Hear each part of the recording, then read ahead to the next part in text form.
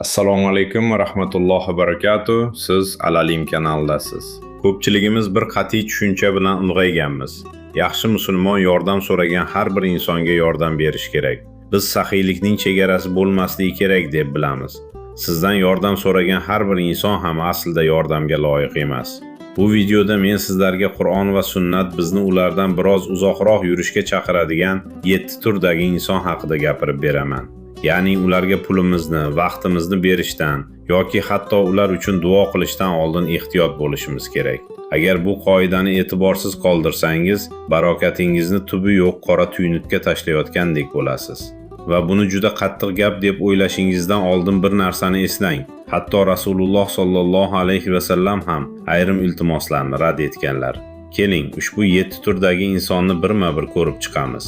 Tushunarliroq bo'lishi uchun esa Yusuf ismli yosh birodarimizni tasavvur qilaylik. Yusuf saxiy, samimiy musulmon. U doimo birinchi bo'lib hamyonini ochadigan va uyining eshiklarini ochadigan inson edi. Ammo yillar davomida u bir nechta achchiq saboqlarni o'rgandi.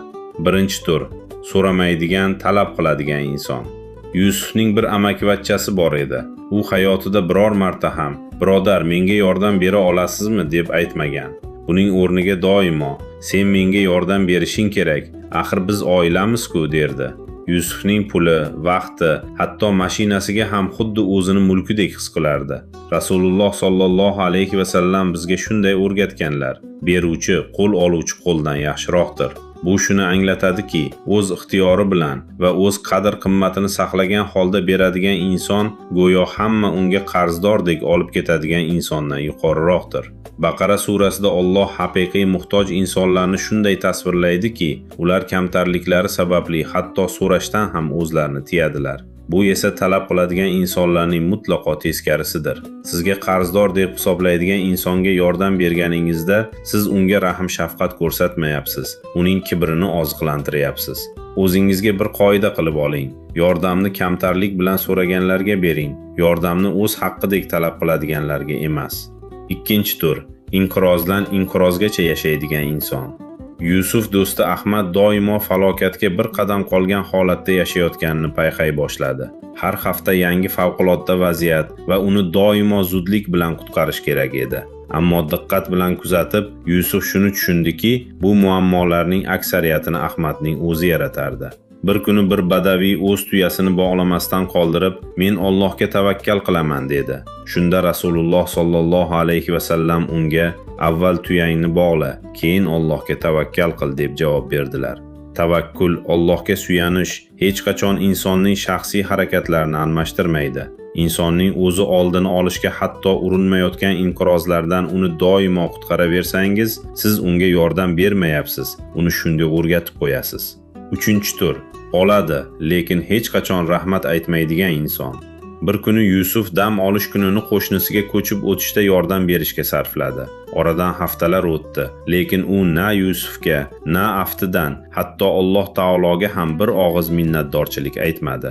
Alloh Qur'onda Ibrohim surasida shunday deydi: "Agar shukr qilsangiz, albatta sizlarga ziyoda qilurman. Agar kufr keltirsangiz, albatta azobim juda qattiqdir." Shukr shunchaki odob qoidasi emas, u rizqining ziyoda bo'lishiga olib boradigan kalitdir. 4-tur: azob-uqubatni o'z hayotining ma'nosiga aylantirgan inson. Yusufning eski tanishi bilan har bir suhbati bir xil shikoyatlarga borib taqalardi. Yomon ish, oiladagi muammolar. Ammo Yusuf qandaydir fikr yoki yechim taklif qilsa, tanishi darhol "Sen tushunmaysan, menda hammasi boshqacha, menga qiyinroq" deb rad etardi. Ash-Sharh surasida Alloh 2 marta shunday deydi: "Albatta, har bir qiyinchilik bilan birga yengillik bordir. Qiyinchiliklar abadiy bo'lmasligi kerak, ammo ba'zi insonlarga jabrlanuvchi holatida yashash qulay, chunki bu ularga rahm shafqat uyg'otadi va biror narsani o'zgartirish zaruratidan xalos qiladi." Yengillikni rad etayotgan insonni qutqarishga urinib, siz uni ruhiy o'sishdan mahrum qilasiz. Keyingi 3 turdagi inson ancha xavfli. Bu endi shunchaki kundalik noqulayliklar emas, bu sizning o'z iymoningizga zarar yetkazishi mumkin bo'lgan narsalardir. 5-tur: dinni sizga qarshi qurol sifatida ishlatadigan inson. Yusufning atrofida manipulyatsiya qilishni juda yaxshi pensiyoradigan bir birodari bor edi. Agar Yusuf unga yordam berish yoki bermaslik haqida ikkilansa, u agar yaxshi musulmon bo'lganingda iymondagi birodaringni rad etmagan bo'larding, derdi. Rad etish gunohdek tuyula boshlardi. Ammo quloq soling, bizning itoatimiz Allohga tegishli. Bizni islomni niqob qilib, baland ovozda aybdorlik hissiga tushirishga urinayotgan insonlarga emas.